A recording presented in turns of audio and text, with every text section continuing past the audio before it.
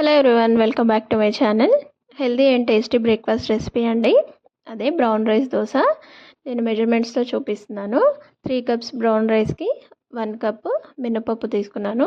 అలాగే 2 టేబుల్ స్పూన్ల శనగపప్పు, కొద్దిగా మెంతులు వేసుకొని 2 సార్లు నీట్గా కడిగేసుకోవాలి.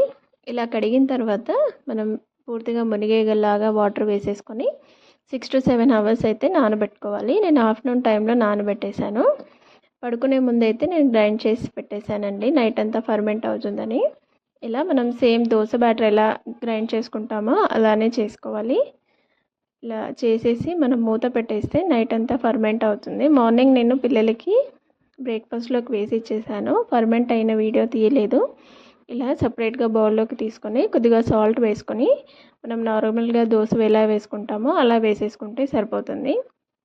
ఆనియన్స్, పచ్చిమిర్చి, లేదంటే మనము మసాలా కారం ఉంటుంది కదా, మనం ఇడ్లీ దోశకి ప్రిపేర్ చేసుకుంటాము, ఆ కారం వేసేసుకొని నెయ్యి కానీ నూనె కానీ వేసి మనం దోశ కాల్చుకోవచ్చు. టేస్ట్ చాలా బాగుంటుందండి. ఫ్లేవర్ కూడా బాగానే ఉంది. నేనైతే ఫస్ట్ టైమే చేశాను. బ్రౌన్ రైస్ వండడానికి తెచ్చాను, కానీ నాకు అది ఎలా వండాలో తెలియక నేను దోశకే యూజ్ చేశాను. పిల్లలు కూడా చాలా ఇష్టంగా తిన్నారు. నా వీడియో కనుక నచ్చితే ప్లీజ్ లైక్ చేయండి, షేర్ చేయండి, సబ్స్క్రైబ్ చేసుకోండి. అలాగే సబ్స్క్రైబ్ చేసుకున్న వాళ్ళందరికీ thank you so much. Please subscribe my channel.